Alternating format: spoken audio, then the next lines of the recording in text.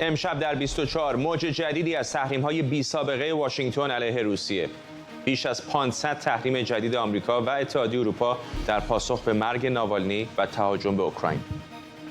تداوم حملات میان آمریکا و حوثی‌ها در دریای سرخ. سنتکام میگه در 2 روز گذشته 7 پهپاد حوثی‌ها رو منهدم کرده.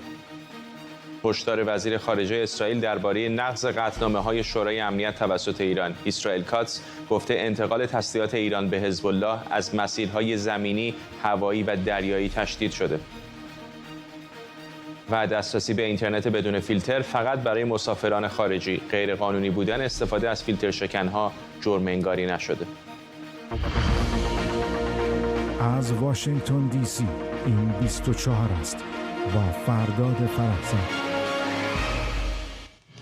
بینندگان ایران اینترنشنال در ایران و سراسر جهان سلام و وقت بخیر. در آستانه سومین سال حمله نظامی روسیه به اوکراین، دولت آمریکا روز جمعه بیش از 500 فرد و نهاد روس رو تحت تحریم‌های جدید قرار داده. وزارتخانه‌های خزانه‌داری، امور خارجه و بازرگانی دولت بایدن در اقدامی هماهنگ با متحدان این کشور در بریتانیا، اتحادیه اروپا و کانادا تحریم‌هایی رو بر علیه صنعت بانکی، نفتی و برخی از مقامات سازمان‌های زندان‌های روسیه که به گفته کاخ سفید مسئول مرگ الکسی ناوالنی به حساب میان وضع کرده. جنت یلن وزیر خزانه‌داری بایدن هم در بیانیه ضمن اعلام تحریم‌های جدید از کنگره آمریکا خواسته تا هر چه زودتر بسته کمک‌های دفاعی اوکراین رو به تصویب برسونه.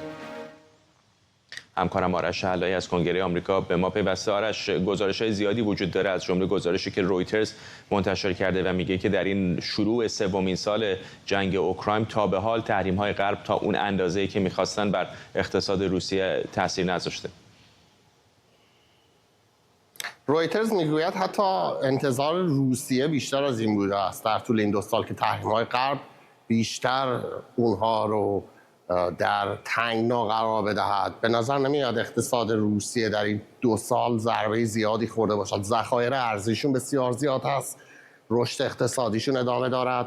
گزارش‌ها میگوید فروش نفت کماکان ادامه دارد. حتی از اون سقف $60 هم که کاخ سفید گذاشته بود برای اینکه بخواهند در واقع درآمد پوتین رو کاهش بدن، حتی اون رو هم نتونستن اعمال کنن. هند، چین، برخی از کشورهای اروپایی در حال خرید نفت و گاز مایع روسیه هستند و هفته پیش پس از مرگ مشکوک یا کشته شدن الکسی ناوالنی، مخالف سرشناس دولت پوتین در زندانهای روسیه، خبرنگاران از جان کربی، هماهنگ کننده ارتباطات استراتژیک کاخ سفید، در این مورد پرسیدند که کاخ سفید چه پاسخی خواهد داد و ایشون ابتدای هفته موکول کرد اون رو به جمعه. و امروز جمعه می‌بینیم وزارتخونه‌های خزانه‌داری، خارجه و بازرگانی دست پر بازگشتند. فرداد خزانه‌داری 250 تا، امور خارجه 200 تا و بازرگانی 90 فرد و نهاد روسی رو تحریم کردند. رویترز میگوید بیشتر تمرکز این تحریم‌ها بر سیستم بانکی است. یک سیستمی دارند روسی‌ها به اسم میر که مثل ویسا یا مسترکارد میماند، سیستم پرداخت‌های داخلی کشور هست. این تحریم‌ها اون بانک‌هایی رو بیشتر هدف قرار می‌دهد که این سیستم رو حمایت می‌کنند و در واقع کاملا سعی می‌کنند قطع کنن ارتباط بانک‌های روسی با دنیای خارج. و بخش دیگری از این داستان هم خانم جنت یلن وزیر خزانه‌داری گفت برمیگردد به داستان صنعت نفتی روسیه، اینکه می‌خواهند جلوی گسترش زیرساخت‌های نفتی روسیه را بگیرند. آقای والی آدیامو معاونت وزارت خزانه‌داری گفته است که می‌خواهند بروند سراغ اون کشورها یا شرکت‌هایی که نفت روسیه را خرید می‌کنند، مخصوصا بالای اون $60 که من گفتم.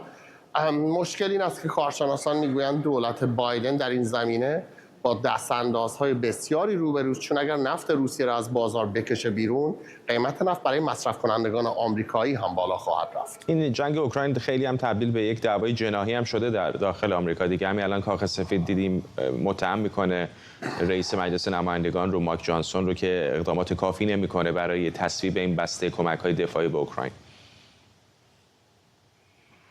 و جالب هست فرداد امروز در همین انتقادی که گفتی کاخ سفید عنوان کرده از مایک جانسون رئیس مجلس نمایندگان، ایشون رو متهم می‌کند که در جهت منافع آیت الله خامنه‌ای و پوتین در حال حرکت است. کاخ سفید میگوید بسته کمک‌های دفاعی اوکراین مدت‌ها پیش فرستاده شده است به کنگره. حتی در سنا رأی‌گیری شد که معمول نیست، معمولا در مجلس نمایندگان ابتدا رأی‌گیری میشه بعد میرود سنا. اونجا 29 تا نماینده جمهوری‌خواه به همراه تمام دموکرات‌ها بهش رأی مثبت دادن، بیش از 70 رأی آورد، ولی آقای مایک جانسون حاضر نشد که مجلس نمایندگان در واقع این طرحی رو که سنا بهش رأی داده است بیارد روی صحن علنی. نمایندگان رو فرستاد 2 هفته به تعطیلی و الان به نظر میاد کاخ سفید به شدت خشمگین هست، سعی میکنه فشار سیاسی وارد کنه بر مایک جانسون و از اون طرف آقای مایک جانسون میگوید تا این بسته کمک‌های دفاعی کشورهای دیگر همراه نشود با یک بودجه برای مرزهای جنوبی آمریکا که امنیت مرزهای جنوبی رو هم در بر بگیرد، حاضر نیست هیچ گونه کمک دفاعی خارجی رو به صحنه علنی مجلس بیاورد. ممنونم از تو همکارم آرش علایی در کنگره آمریکا. افزایش تنش‌ها بین مسکو و واشنگتن در حال بالا گرفته که جامعه اطلاعاتی آمریکا همچنان از احتمال مداخله روسیه در مهندسی افکار عمومی نسبت به انتخابات پیش رو هم هشدار میده، در حالی که پوتین پیشتر گفته بود به رغم لفاظی‌های بایدن همچنان او رو به ترامپ ترجیح میده. شایان سمیعی کارشناس امنیت ملی اینجا در استودیو با ماست.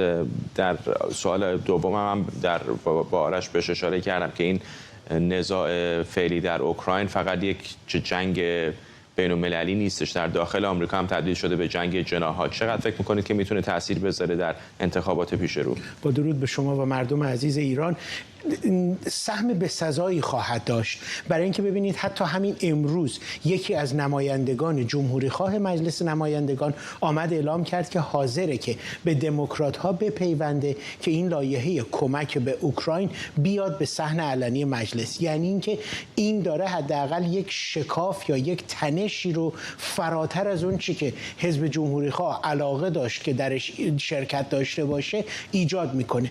اینها از یک طرف هست، اما از طرف دیگر هم ما میدونیم که آقای پوتین حتی با گفتن اینکه من بایدن رو به ترامپ ترجیح میدم داره فقط و واقعا دخالت میکنه در انتخابات امریکا، چون همه میدونن ترامپ خیلی رفتار دوستانه تری رو با آقای پوتین داشت تا آقای بایدن. بایدن در حقیقت آمده تمام نیروهای ناتو رو تا دم در منزل آقای پوتین آورده رسونده، پس نمیتونه از لحاظ منطقی علاقمندی زیادی به بایدن داشته باشه. ولی برای تأثیر گذاشتن و مهندسی معکوس روی نظر افکار عمومی مردم که مردم بگن اوه این طرفدار بایدن هست پس ما بریم به طرف مقابل رأی بدیم، این هم یک همچین اثری خواهد داشت.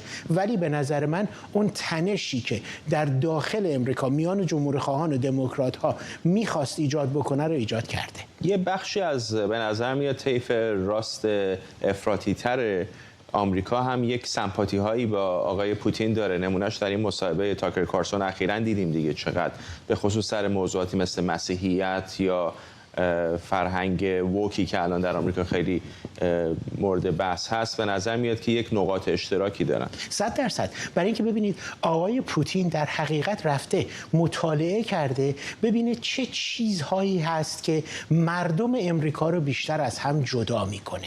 یکیش سر همین مسئله مذهب، مسئله سخت جنین، مسئله این که چه کسانی دارن خودشون رو بالا میکشن در جامعه بر علیه یا به ضدیت با چه افراد دیگری، و آمده اونها رو بیشتر داره بهشون بالو پر میده و از اونها استفاده بهینه میکنه.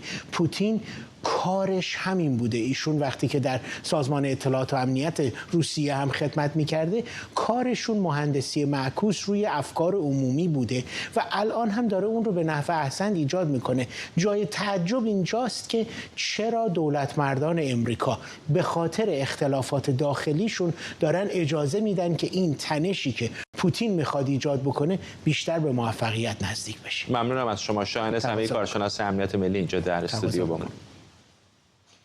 کاخ سفید اعلام کرده که آمریکا به زودی تحریم‌های جدیدی رو علیه جمهوری اسلامی به دلیل حمایت این کشور از حمله روسیه به اوکراین اعمال می‌کنه. جان کربی، مشاور امنیت ملی کاخ سفید، در کنفرانس مطبوعاتی گفته که ایران مقادیر قابل توجهی از تسلیحات از جمله پهپاد، بمب‌های هوایی هدایت شونده و توپخانه رو در اختیار مسکو قرار داده و روسیه از اونها برای حمله به اوکراین استفاده می‌کنه.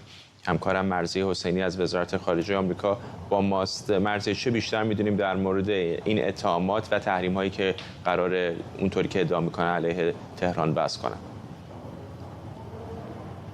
به طور کلی فرداد در 24 ساعت گذشته خبرهای از این دست منجر به واکنش‌های تندی از جانب کاخ سفید در قبال ایران شده. چه امروز در نامه‌ای که توسط کاخ سفید به کنگره ارسال شد، در واقع مایک جانسون متهم به همراهی با آیت الله‌ها در ایران شد و در واقع در این نامه ذکر شده بود به رغم اینکه بایدن در مقابل ایران هست، این همراهی کنگره با آیت الله‌ها مورد تقویت ایران میشه. و در مقابل دیگه در کنفرانس مطبوعاتی که برگزار شد، جان کربی اعلام کرد که تحریم‌های بیشتری رو در مقابل ایران وضع خواهد کرد به جهت حمایت تسلیحاتی ایران از روسیه. به طور مشخص در کنار این تهدید همچنین جان کربی تاکید کرد که احتمالاً در صورت تایید این خبر و در صورتی که آمریکا اطمینان پیدا کنه که ایران این حمایت تسلیحاتی بالستیک رو در قبال روسیه انجام داده، احتمالاً این پرونده به شورای امنیت سازمان ملل متحد هم ارجاع پیدا خواهد کرد. و این مسئله از این جهت هست که در ماه اکتبر اگه به خاطر داشته باشیم، تحریم‌ها در بخشی که فروش و صادرات تسلیحات ایران رو به کشورهای دیگه منع می‌کرد رفع شده و عملاً ایران در حال حاضر این اجازه رو داشته که این تسلیحات رو در اختیار روسیه قرار بده و این ارجاع پرونده مجدداً به شورای امنیت احتمالاً منجر به واکنشی سریع و تند به گفته جان کربی از قبال کشورهای جهان در قبال ایران خواهد شد. این خبر اما از دو جهت واکنش‌های جدی‌تری رو به همراه داشته. اول اینکه اساساً اگرچه گفته میشد پهپادهای شاهد به کرات در اختیار روسیه قرار داده میشد، اما این بار صحبت از موشک‌های بالستیکی هست که به گفته رویترز بیش از 400 موشک بالستیک عملاً سطح تازه‌ای از همکاری تسلیحات ایران و روسیه رو به نظر میرسونه. و از بعد دیگه نگرانی آمریکا از این هست که اساساً این ارسال تسلیحات یک دستاورد برای حکومت ایران قلمداد میشه، به این جهت که در واقع اطلاعات بسیار خوبی از چگونگی استفاده از این تسلیحات توسط روسیه در قبال تسلیحات غربی به دست ایران قرار میده و باعث توسعه فناوری تسلیحاتی ایران خواهد شد. از طرف دیگه همزمان فوربس هم با یک مقاله به این مسئله پرداخته و گفته عملاً بیش از 4000 موشک بالستیک که در انبارهای ایران هست در واقع به نوعی یکی از بزرگترین ذخایر تسلیحاتی در خاورمیانه قلمداد میشه که یک تهدید جدی برای آمریکاست و در واقع خواهان اقدام جدی آمریکا در قبال جمهوری اسلامی ایران شده. ممنونم از تو. همکارم مرضیه حسینی از وزارت خارجه آمریکا همینجا در واشنگتن دی سی با ما. ستاد مرکزی فرماندهی آمریکا سنتکام خبر داده که در نخستین ساعت روز جمعه 3 پهپاد حوثی‌ها را سرنگون کرده. سنتکام گفته ناوگان این کشور روز پنجشنبه هم حملاتی علیه سامانه پرتاب 4 پهپاد و 2 موشک کروز ضد کشتی که برای پرتاب از مناطق تحت کنترل حوثی‌ها آماده شده بودند انجام دادند. به گزارش سنتکام هیچ آسیبی به کشتی‌های حاضر در منطقه وارد نشده. این در حالیه که به گزارش خبرگزاری اسوسییتد پرس غرب برای متوقف کردن حملات حوثی‌ها در دریای سرخ دچار چالشی جدی شده. پژوهشگر امنیت بین‌الملل و سیاست خارجی از دانشگاه ویرجینیا تک شکریا برادوست با ماست. خانم برادوست، چندین بار اینو در مصاحبه‌های قبلی مطرح کردم، هنوز برای من خیلی سوال برانگیز هستش که چطور ممکنه ارتش ایالات متحده آمریکا، بزرگترین و قوی‌ترین ارتش جهان، اینقدر مستعصل باشه روبروی یک گروه شبه نظامی مثل حوثی‌ها.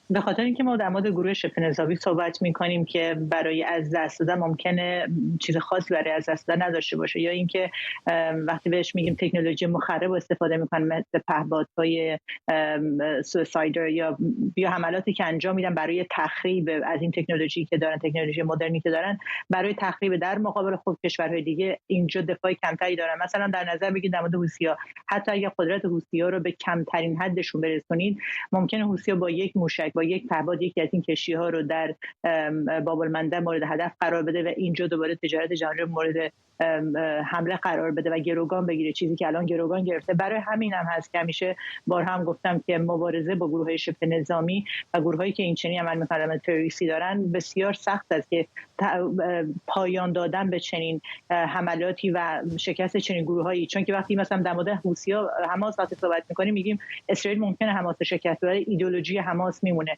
یا طالبان رو دیدیم یا گروه‌های میلیشیایی شیعه در عراق رو دیدیم. یعنی اگه مطالعه دقیق در مورد تمام این گروه‌ها و شبه نظامی انجام بدیم می‌بینیم که حتی در مورد داعش پایان قدرت داعش رو نمی‌تونیم هیچ جا اعلام کنیم، چون که ممکنه هر لحظه از یک فرصتی استفاده کنن و دوباره قدرت بگیرن و حملات خودشون رو شروع کنن. اینجاست مشکل هم کشورهای بزرگ در حملاتشون به گروه‌های شبه نظامی. حالا من توی از تحقیقات دانشگاهیم در مورد مثلا تئوری‌های امنیتی که توضیح میدیم، تئوری سانزو و کلاسویز که من مخالف تئوری کلاسویزم که میگن هر چقدر کشورهای قوی دنیا تسلیحات بیشتری داشته باشن میتونن راحت‌تر دشمن رو شکست بدن. آرگومنت من یا بحث مخالف من اینه که من میگم برعکس، شما اگه نکته ضعف دشمن رو بدونی با استفاده کمتر از تسلیحات نظامی میتونید دشمنتون رو شکست بدید. در این مورد به نظر من شبه نظامی‌ها موفق‌تر عمل کردن.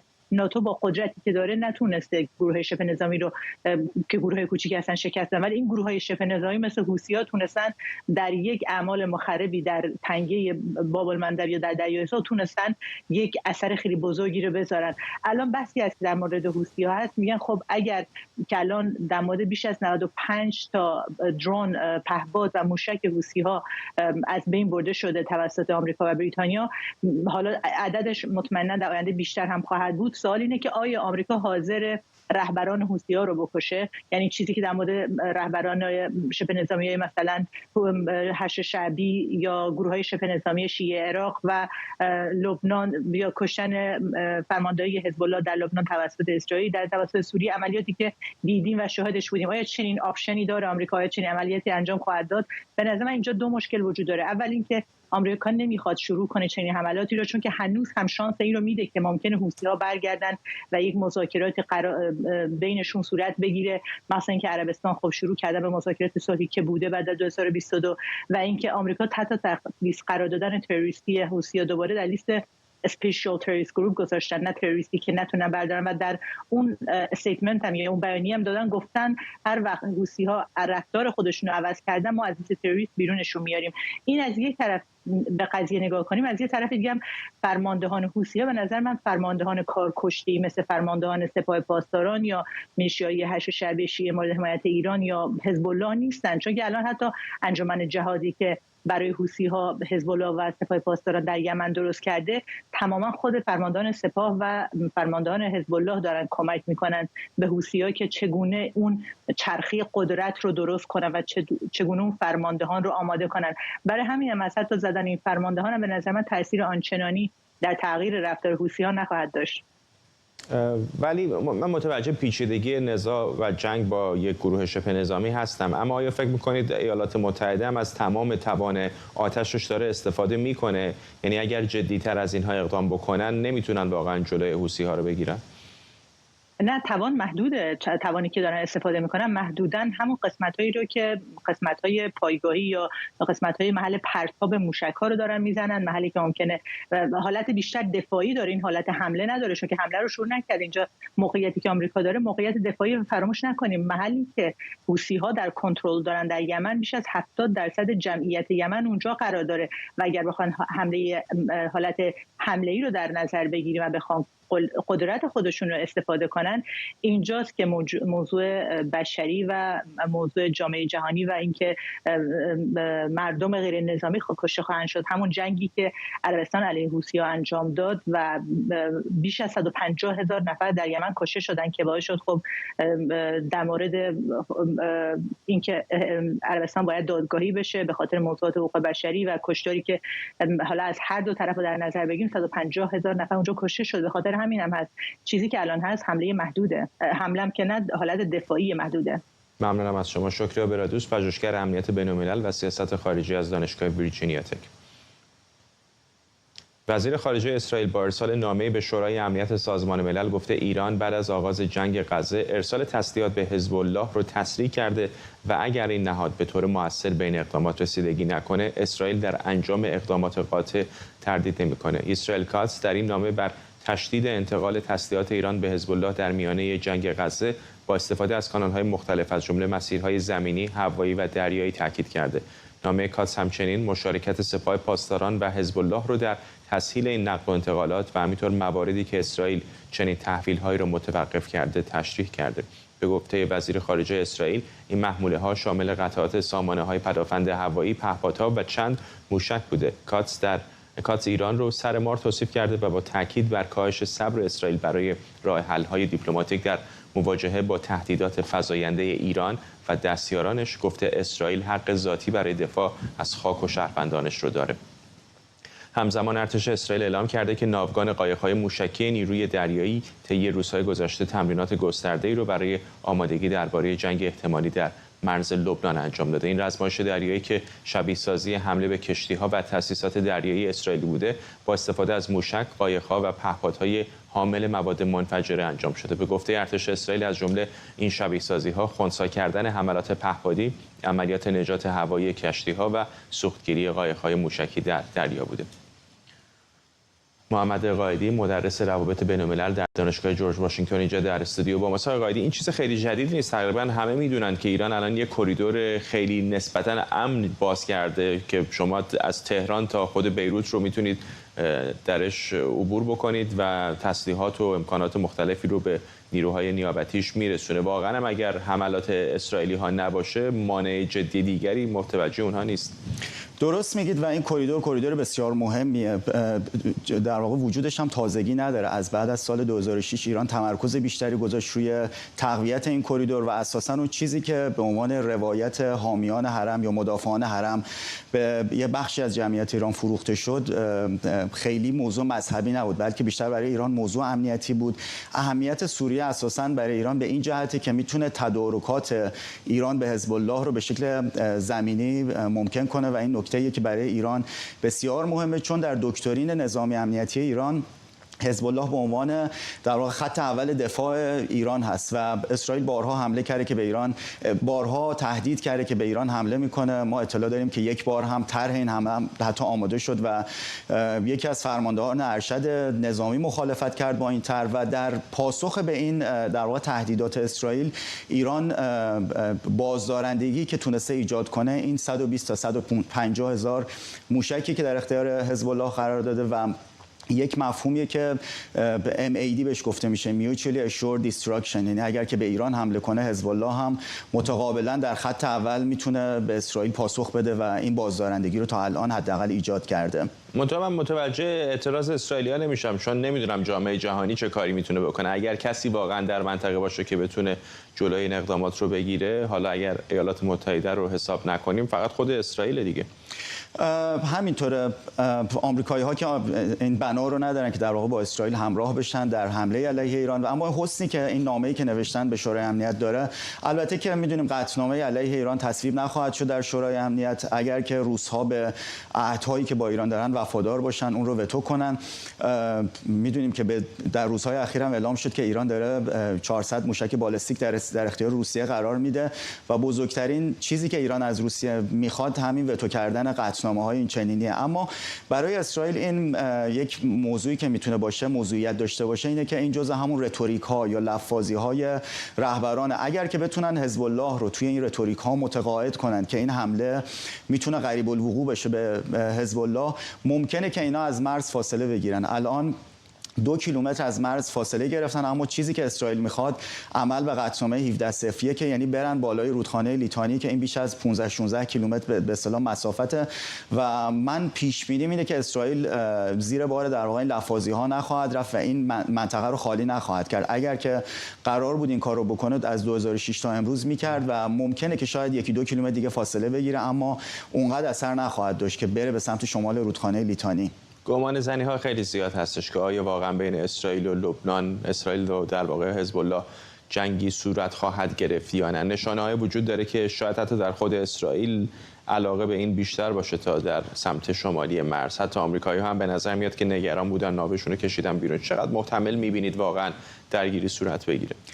خب این درگیری در اسرائیل موافقین و مخالفینی داره. موافقینش کسایی هستن مثل نخست وزیر نتانیاهو، مثل وزیر دفاع گالانت. مخالفینش کسایی هستن که الان وزنه سنگینی دارن اگر انتخابات برگزار بشه. آقای بنی گانتس که شانس بسیار بالایی داره که ایشون نخست وزیر بشه اگر انتخاباتی برگزار بشه. کرسی‌های زیادی رو خواهد گرفت حزب ایشون، تا 22 کرسی در یکی از نظرسنجی‌ها این شانس رو داره که بگیره. و آقای گادی آیزنکات، من در مورد گادی آیزنکات یه صحبتی بعداً دوباره برخواهم گشت، صحبتی میکنم.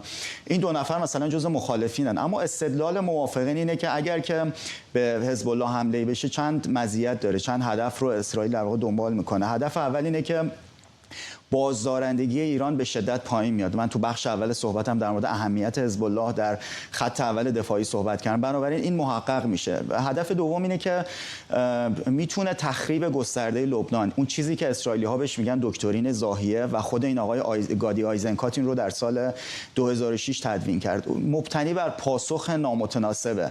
یعنی که اگر که در حمله‌ای که اسرائیل به لبنان انجام بده و الان حزب الله با موشک پراکنی این بهانه رو در اختیار اسرائیل گذاشته و جنوب لبنان رو تخریب کنه، لبنان 2 دهه یا 3 دهه دیگه به جای اینکه به عنوان یک تهدید امنیتی علیه اسرائیل بشه، میره درگیر بازسازی خواهد شد و این یک موضوعی که بسیار مهمه. و نکته سوم هم اینه که اگر که چه حزب الله عقب نشینی کنه به سمت شمال، چه اگر که حمله بین اسرائیل و حزب الله باشه، وزن سیاسی حزب الله پایین خواهد اومد. در انتخابات آخر کرسی‌های کمتری رو گرفت، در انتخابات بعدی هم این احتمالاً وزن سیاسیش پایین میاد و کرسی‌هاش کمتر میشه. اما مخالفینش رو یک نکته دست میذارن و اونم همون 120 تا 150 هزار موشکیه که حزب الله در اختیار داره که میتونه باعث نابودی بشه. و الان خود این گادی آیزنکاتی که در واقع مؤلف اون دکترین زاهیه بوده، مخالف این داستانه و ایشون وزنش به این جهتی که نه تنها عضو کابینه جنگ، بلکه پسر و برادرزاده‌اش رو در جنگ غزه از دست داد و یک شخصیت بسیار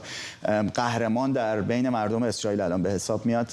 ممنونم از شما حمد قائدی، مدرس روابط بین الملل در دانشگاه جورج واشنگتن اینجا در استودیو با ما. بنیامین نتانیاهو نخست وزیر اسرائیل طرحی رو با عنوان روز بعد از پایان جنگ در نوار غزه به کابینه‌اش ارائه کرده. همکارم بابک اسحاقی از تل‌آویو در این باره گزارش میده. در 140مین روز از جنگ بین اسرائیل و حماس و همچنین حزب الله لبنان، در حالی که هیئت اسرائیلی در پاریس به سر میبره تا شاید بتوانند راهی برای آغاز مذاکرات بر سر توافق آتش بس پیدا بکنند، آقای نتانیاهو طرح روز بعد از جنگ را به کابینه جنگ ارائه کرد. این طرحی هستش که در حقیقت پاسخی به پرسش‌های ایالات متحده و جهانیان هستش که بعد از پایان جنگ چه بر سر نوار غزه خواهد آمد و چه کسی بر او حکمرانی خواهد کرد. آقای نتانیاهو این طرح را به 3 قسمت تقسیم کرده: فوری، میانه و دراز مدت. در زمان فوری ارتش اسرائیل همچنان به گفته آقای نتانیاهو به جنگ ادامه خواهد داد تا وقتی که قابلیت‌های نظامی و زیرساخت‌های دولتی حماس و همچنین جهاد اسلامی را کامل کنه، ربوده شدگان را برگردونه و دیگر غزه تهدیدی برای اسرائیل نباشد. در حال حاضر ما در این 3 قسمت قرار گرفتیم.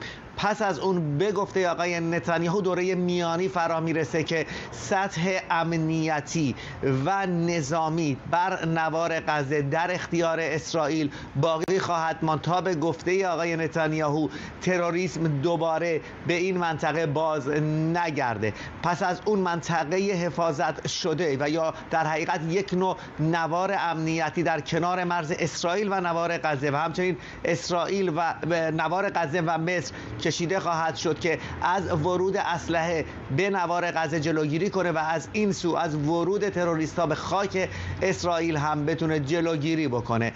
پس از اون و این حصار مرحله 3 فرا میرسه و اون هم کنترل نوار غزه هستش و حاکمیت اجتماعی نوار غزه که به گفته آقای نتانیاهو باید برخی از مقامات با تجربه فلسطینی حکومت را در اونجا به دست بگیرن. باید توجه کنیم که آقای نتانیاهو صحبتی از حکومت خودگردان فلسطینی نمیکنه و از برخی مقامات با تجربه استفاده میکنه و اونها هستن که حکومت را به دست میگیرن و این حکومت نباید ترویج اسرائیل ستیزی، یهود ستیزی و خشونت داشته باشه، نه در مدارسش و نه در مکانهای مذهبی و نه در مکانهای رفاهی. و پس از اون هم اسرائیل میگوید که در حال حاضر به هیچ عنوان کشور فلسطین را و تشکیل اون را به رسمیت نخواهد شناخت و این در حقیقت طرحی هستش که ارائه شده. باید ببینیم که واکنش ایالات متحده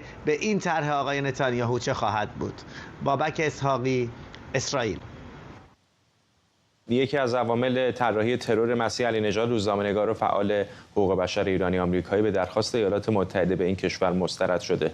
بر اساس بیانیه وزارت دادگستری جمهوری چک، پولاد اومروف در فرودگاه واسلاو هاول در پراگ به نمایندگان دولت آمریکا تحویل داده شده. او در ژانویه 2023 در جمهوری چک دستگیر شده بود. اومروف 39 ساله، شهروند گرجستان و ساکن جمهوری چک. کیفرخواست فدرالی که سال پیش در نیویورک منتشر شد میگه که آقای اومروف و 3 نفر از توطئه‌گران بخشی از یک سازمان تبهکار در اروپای شرقی به نام دزدان قانون هستند. به گفته دادستان‌های فدرال در منهتن، این سازمان با جمهوری اسلامی ارتباط داره و در سال 2022 به اونها مأموریت داده شد مسیح علی نژاد رو در نیویورک به قتل برسونه. در این کیفرخواست از پولاد اومروف به عنوان رهبر این سازمان تبهکار نام برده شده.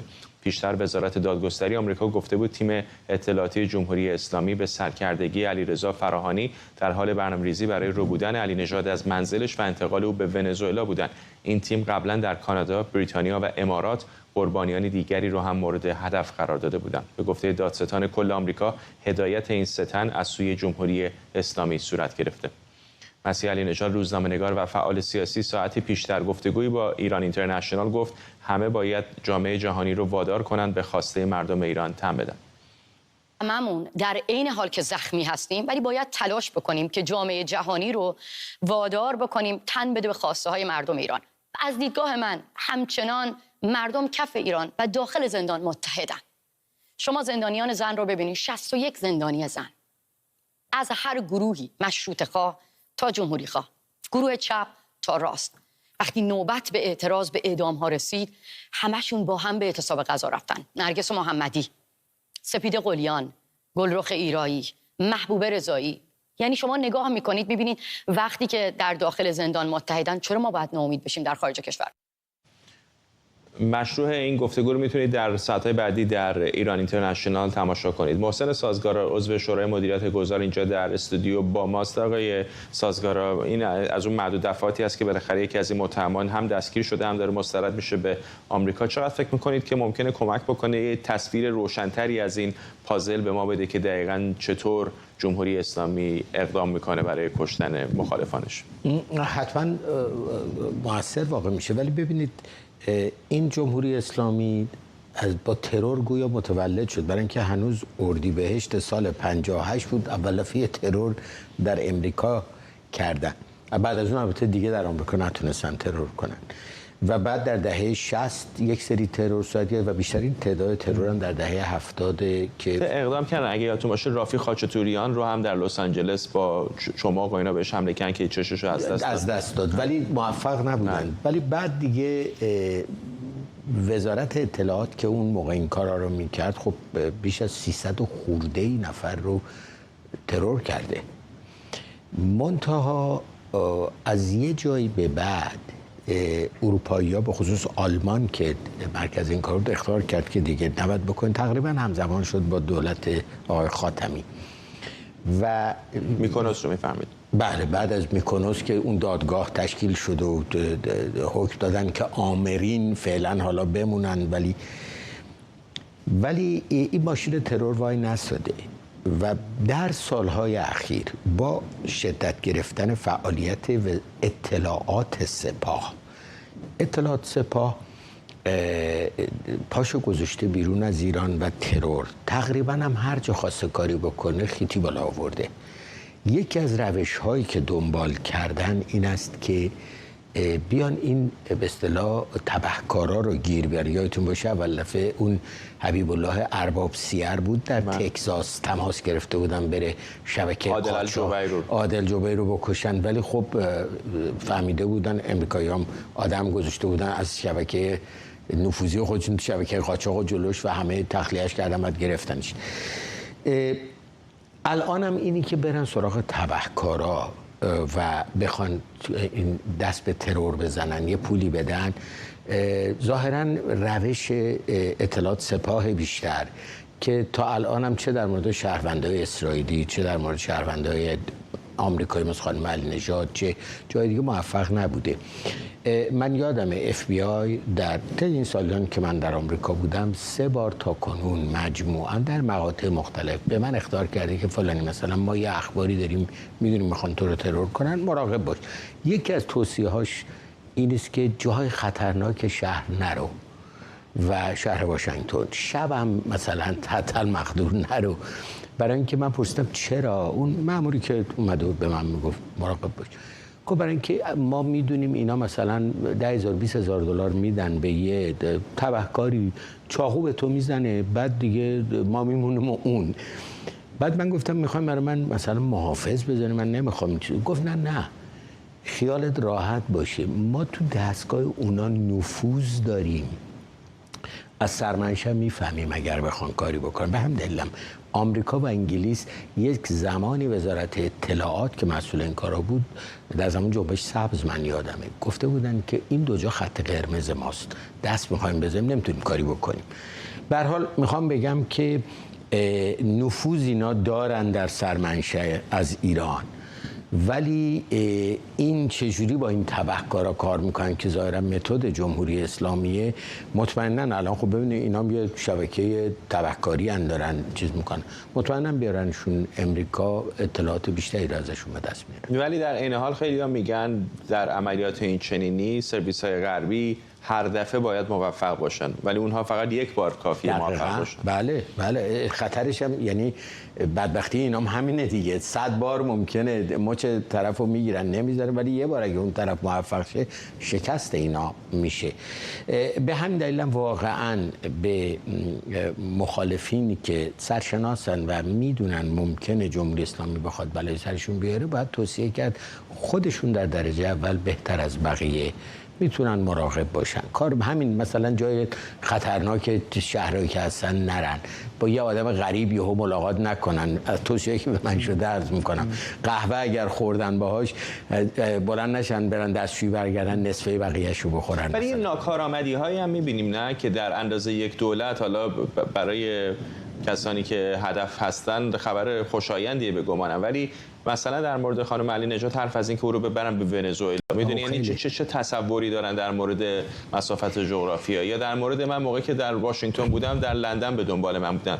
چقدر این ناکارآمدی ها براتون جلب توجه میکنه؟ این اتفاقا آقای فرزاد همین است که من شنیدم داخل سیستم وزارت اطلاعات خب حرفه‌ای‌تر از اطلاعات سپاه الان 2 برابر وزارت اطلاعات هیکلشه، ولی کارشناسی شنیدم داخل سیستم اونا خیلی به اطلاعات سپاه انتقاد میکنن که آقا مثلا این کارا چیه؟ خانم علی نژاد کی میتونه نیویورک ورداره ببره تا ونزوئلا؟ مگه حال و هفشنبه طرفی؟ مگه FBI مثلا اینجا، یا به قول شما تو اینجا دنبال شما اینجای همه دنیا میدونن تو استودیو واشنگتنی برن لندن دنبالتون بگردن.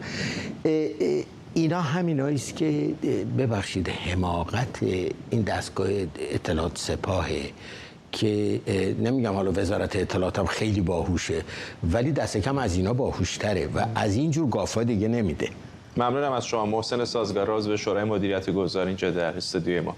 ممنون از اظهارات ابراهیم رئیسی در نخستین برنامه تلویزیونی انتخاباتی نامزدهای مجلس خبرگان رهبری در خراسان جنوبی واکنش‌های بسیاری از سوی کاربران شبکه‌های اجتماعی برانگیخته. شماری از کاربران در شبکه‌های اجتماعی میگن او در حالی به مردم خراسان جنوبی وعده داده تا در صورت راه پیدا کردن به مجلس خبرگان امورات اونها رو بهبود میده که در شرایط فعلی بر کرسی بالاترین مقام اجرایی کشور نشسته.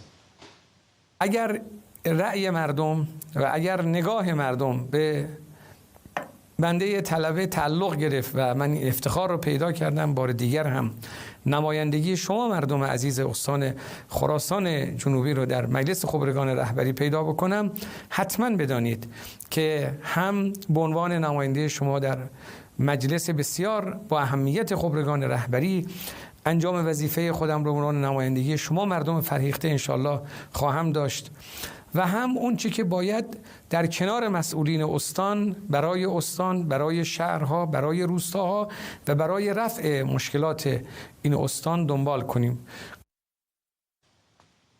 علیرضا نامور حقیقی تحلیلگر سیاسی از تورنتو با ماست. آقای نامور حقیقی چه میگه دقیقاً وقتی خودش در بالاترین کرسی اجرایی کشور قرار داره در مجلس خبرگان رفتن چه تغییری برای او ایجاد میکنه؟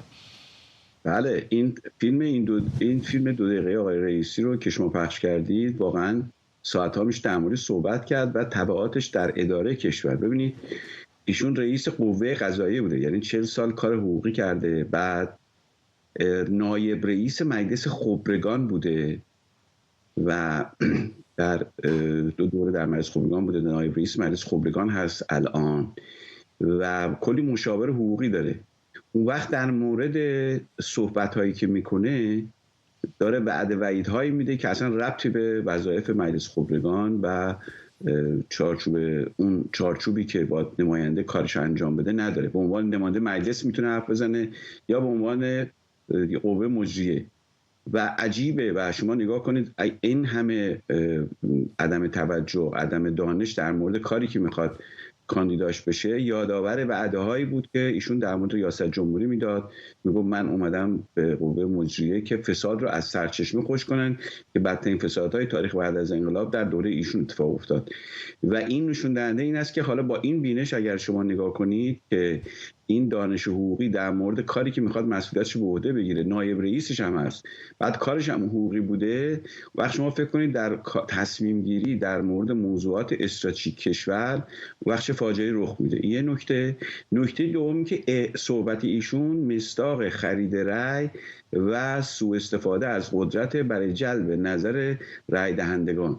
خب اینم شورای نگهبان میتونه، یعنی اگر فرض کنید آقای روحانی گفته بود، همین الان شورای نگهبان میگفت که ایشون رد صلاحیت بشه، برای که کاملا مشخصه که هم داره تطمیم میکنه، هم از جایگاه داره وعده‌هایی میده که ربطی هم به کارش نداره و طبیعتا میخواد مردم اون منطقه رو تحت شعاع قرار بده. طبیعتا تو استان‌ها میخوان رأی بدن. آقای رئیسی جرئت نکرد از تهران کاندیدا بشه چون فکر کرد که ممکنه در لیست اول نفر اول نشه، در ده وسط بیاد و حتی ممکنه مردم به ضدیت با ایشون بیان به مخالفینش رأی بدن. بنابراین رفت تو استان، چون مثلا آقای روحانی دور اول از سمنان کاندید شد ولی بعداً اومد از تهران کاندید شد. آقای رئیسی نکرد این کارو و در این حال خود انتخاب آقای رئیسی در خراسان جنوبی هم با مسائل زیادی روبرو بود. ایشون فقط تنها کاندیدایی بود که تایید صلاحیت شد، بعد گفتن انتخابات برگزار نمیشه، بعد آقای روبخش رو فرستادن از مشهد که بیاد ایشون کاندید بشه. خود ایشون میگه به من تلفن تماس گرفتن گفتن آقا تغییر استان بده، منم اومدم که مشارکت بره بالا. یعنی تنها آدمی است که تو رقابت میگه که من برنده نمیشم فقط برای اینی که، یعنی خودش هم به کار خودش اعتقاد نداره. یعنی کاملا از لحاظ انتخاباتی هم حضور آقای رئیسی در خراسان جنوبی مسئله است، هم رقیبی که برش دیدن و هم صحبتایی که کرده. این صحبت‌ها واقعا در تاریخ جمهوری اسلامی شگفت انگیزه. فقط یه نماینده از گیلان همچین صحبتایی کرد که خب اون آدمی بود که اصلا این موارد نمیدونست. ولی واقعا میگم اگر ابعاد همچین موقعیت رو که بحث حقوقی است و کار ایشون است و نایب رئیس مجلس اینجوری داره صحبت میکنه، وای به حال مسائل مربوط به سیاست خارجی، تصمیم گیری‌های اقتصادی که اصلا در این حوزه دانش جدی هم نداره آقای رئیسی. ولی این مجلس خبرگان هم انصافا مجلس خبرگان مهمی خواهد بود، اینطور نیست؟ چون احتمال اینکه در این دوره وضعیت خامنه‌ای به شرایطی پیش بیاد که ممکنه بالاخره سنش زیاد هست بخوان تصمیم بگیرن برای رهبر بعدی خیلی بالا، اینطور نیست؟ بله، به خاطر همینم اگه نگاه کنید اکثر کاندیداهایی که کاراکتر داشتن، کاراکتری که میتونستن مستقل حرف بزنن، تقریبا رد صلاحیت شدن. 3 تا وزیر اطلاعات رد صلاحیت شده، رئیس سابق دیوان عالی کشور آقای مرتضی مقدم که آقای رئیسی اصرار داشته آقای اژه‌ای بشه رئیس قوه قضاییه، ایشون رد صلاحیت کردن. شما ببینید آدمایی که خودشون کارشون رد صلاحیت کردن دیگران بوده در گذشته، خودشون رد صلاحیت شدن. و آقای رئیس دیوان عالی کشور خیلی مقام مهمیه، یعنی پرونده زیر نظر ایشون بوده، رأی میداده، ایشون رد صلاحیت کردن. ممنونش. حالا رئیس جمهور هم جدا، آقای روحانی هم جدا که رد صلاحیت کردن. تقریبا میشه گفت که حتی آقای مامکاشانی هم عملا بهش گفتن خودت بگو من به خاطر سن نیومدم، اگر اومده بود ثبت نام کرده بود. در نتیجه به نظر میرسه که افرادی که اومدن افرادی که کاراکتر مستقل داشته باشن نیست و میشه گفت که بسته ترین انتخاب شورای نگهبان بوده در مجلس خبرگان. در مجلس سعی کردن یک کمی بازتر عمل کنن ولی در مجلس خبرگان بسته ترین انتخاب کردن، به خاطر همون دلیلی که حضرت عالی فرمودید که در صورت بخوان انتخاب رهبری باشه افرادی که بخوان خارج از متن آهنگی به سراین یا حرفی بزنن نتونن وارد اون مجلس بشن. ممنونم. علیرضا نامور حقیقی، تحلیلگر سیاسی از تورنتو. دسترسی به اینترنت همراه بدون فیلتر فقط برای توریستایی که به ایران سفر می‌کنن مجاز اعلام شده. به نوشته روزنامه آرمان ملی این خبر یک روز بعد از اون اعلام شده که استفاده از فیلتر شکن‌ها برای شهروندان ساکن ایران غیرقانونی شد. وزیر ارتباطات و فناوری اطلاعات که عضو شورای عالی فضای مجازی هم هست، گفته از موضوع غیرقانونی شدن فیلتر شکن‌ها خبر نداشته و این موضوع را از صدا و سیما شنیده. مسببه شورای عالی مجازی در خصوص غیرقانونی بودن فیلتر شکن‌ها پیش از ابلاغ به تایید رهبر جمهوری اسلامی رسیده. به موجب این مسببه استفاده از فیلتر شکن‌ها مگر در مواردی مجازه که دارای مجوز قانونی باشه. روزنامه آرمان ملی در یک گزارش تحلیلی نوشته خبر ممنوعیت استفاده از فیلتر شکن‌ها این گمانه‌زنی رو ایجاد کرده که شاید دولت در صدد هدایت درآمد ناشی از فروش فیلتر شکن‌ها باشه تا در این وانفسای کسری درآمد و بودجه سهمش رو از این منبع درآمد خوب مطالبه کنه. سحر تحویلی، پژوهشگر فناوری اطلاعات از استکهلم، با خانم تحویلی عملاً دارن طبقه بندی میکنن بین شهروند درجه 1 و شهروند درجه 2 دیگه، یعنی اگر یک خارجی به ایران بیاد دسترسی آزادتری به اینترنت داره تا یک شهروند داخل ایران. به هر حال نقشه که این هست، ولی من فکر می‌کنم یه قسمتش این هستش که اینها میخوان یه کنترلی هم روی دیتایی که به هر حال توریست‌ها وقتی وارد ایران میشن داشته باشن، به خاطر اینکه وقتی که اون سیم کارت در اختیارشون قرار بگیره به هر حال اینا میتونن ببینن که اینها چه به هر حال پیام‌هایی رو رد و بدل میکنن. وقتی هیچ فیلتر شکنی فیلتری روش نباشه میتونن ببینن به چه وبسایت‌ها و پورتال‌هایی دسترسی دارن و این هم میتونه دوباره یک در قالب این دام‌های امنیتی باشه که متأسفانه برای گردشگران خارجی یا برای به هر حال کسایی که تبعی کشورهای دیگه هستن در ایران میتونه درست بشه با همچین طرحی. از طرف دیگه این سیم کارت ها بعد از اینکه حالا به هر حال اون گردشگران کشور رو اگر ترک کنن به هر حال میتونه در بازار سیاه فروخته بشه، برای اینکه میخواد مثلا سیم کارت با خودش ببرن. خانم تحویلی، ولی این بخش اول صحبتاتون یکم واقعا ساده انگارانه نیست از منظر اونها، برای اینکه خب اگه کسی واقعا برای MI6 و موساد و CIA داره کار میکنه اومده به ایران که بعید میدونم بخواد مستقیم مثلا وارد پورتالی بشه که با همکارانش در ارتباط باشه، اینطور نیست؟ اینطور هست، ولی آخه داستان‌هایی که خیلی موقع‌ها افراد میرن تو دادگاه وقتی می‌بینین که سرهم کردن، خب وقتی نگاه می‌کنین در واقع اینطوری نیستش که واقعا یه ایمیل زده کسی از MI6 سوال کرده.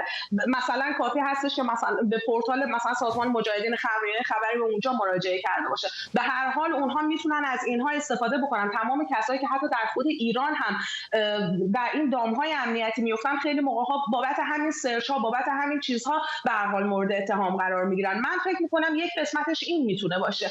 به هر حال پدیده‌ای هست به اسم رومینگ که افراد میتونن از اینترنت کشور خودشون استفاده کنن. در همین گزارش هم گفتن ما با 250 شرکت خارجی در ارتباط هستیم و هر کسی از این کشورها میاد میتونه از اینترنت خودش در ایران استفاده کنه. چرا باید این سیم کارت پس وجود داشته باشه؟ استفاده این دقیقاً چی هست؟ اگر قرار نیستش که این داستان ها باشه، اگر قرار نیست بعداً در بازار سیاه فروخته بشه، به چه دلیلی باید اینها رو به این گردشگران بدن؟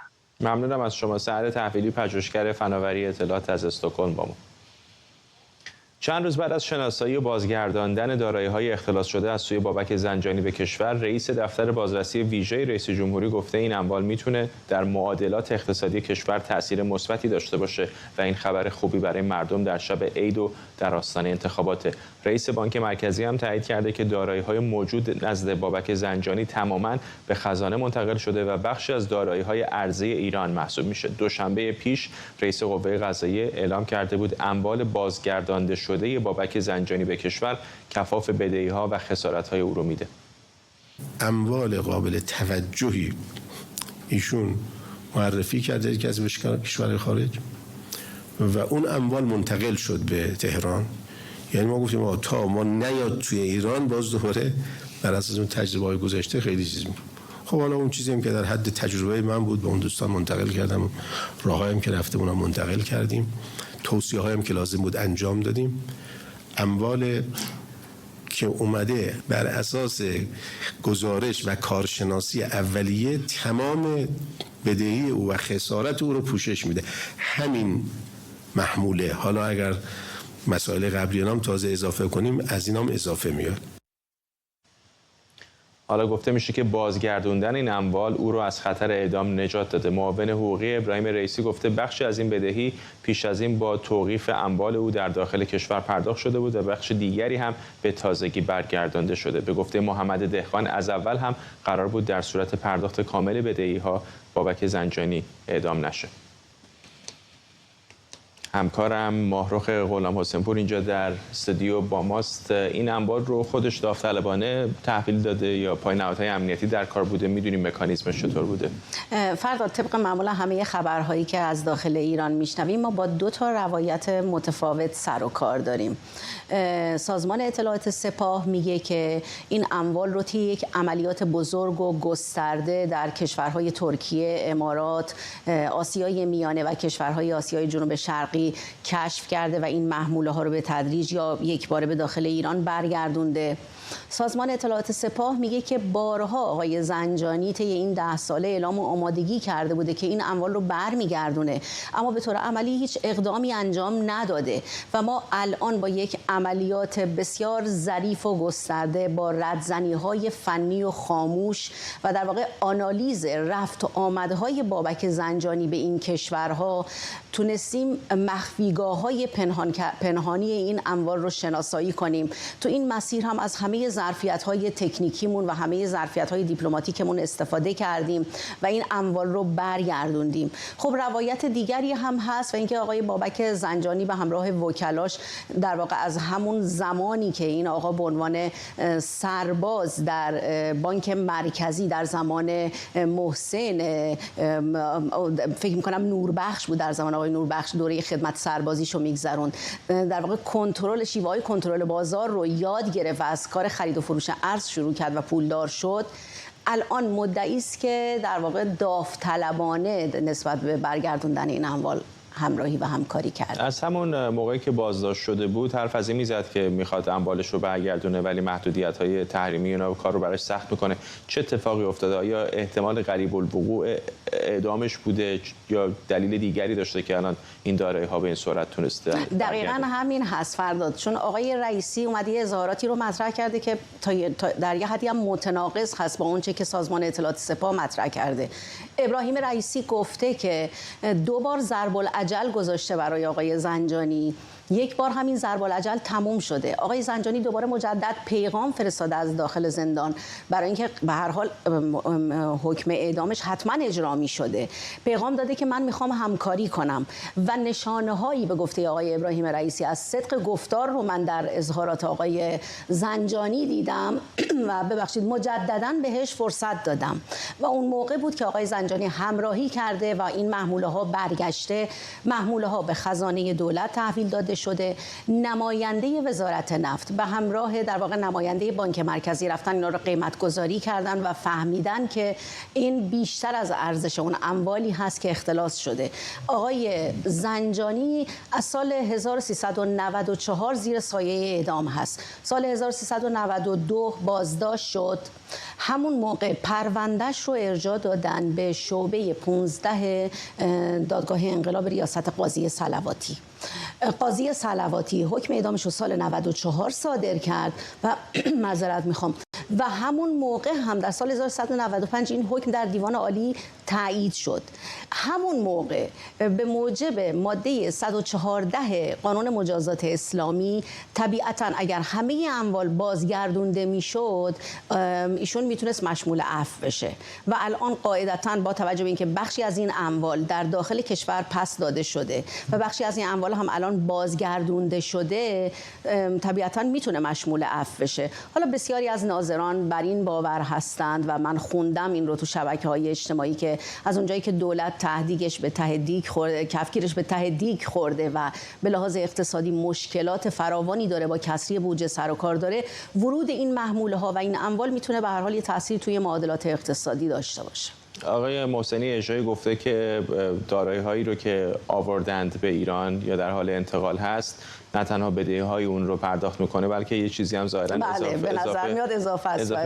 میدونیم در مورد اینکه چقدر حجم این نقل و انتقالات بوده، این تراکنشات چقدر بوده، بدهی او چقدر بوده؟ آره فرداد، رقم‌های متفاوتی گفته شده. به همین دلیل هم من با توجه به متغیر بودن قیمت دلار از اون زمان به این سمت اینقدر آمار و ارقام زیاد هست، ولی به هر حال الان میگن با توجه به قیمت دلار، با توجه به قیمت فعلی دلار، حدود 140 تا 155 میلیارد دلار بدهکاری هاش هست. خب طبیعتا اون موقع خب دلار نمیدونم خیلی کمتر بوده، حتی زیر 1000 دلار بوده و همین دلیل هم خب این مبلغ خیلی کمتر از این هست.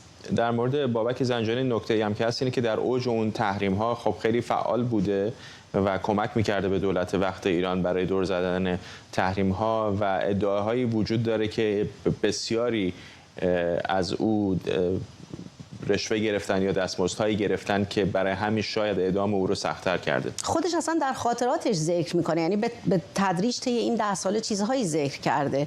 به هر حال خودش میگه که نوربخش بهش یاد داده خرید و فروش دلار رو، یعنی از ابتدا این کارو از اونجا شروع کرده. بعدم اگر یادت باشه خب عکس‌ها و تصاویری از بابک زنجانی ما با دوره رفسنجانی، با مدیران دوران رفسنجانی، با مدیران وزارت نفت در دوران خاتمی داشتیم. حمایت سیستم مالی اون روزگار و اون دوران رو این پشت سرش داشت. طبیعتا یک فرد عادی، یک شهروند عادی به طور طبیعی نمیتونه یکهو به این نقطه صعود کنه که آقای زنجانی صعود کرد. ممنونم از تو ماهرخ غلام حسین پور، همکارم اینجا در استودیو، و ممنون از شما که ما رو در این بخش از برنامه 24 همراهی کردید.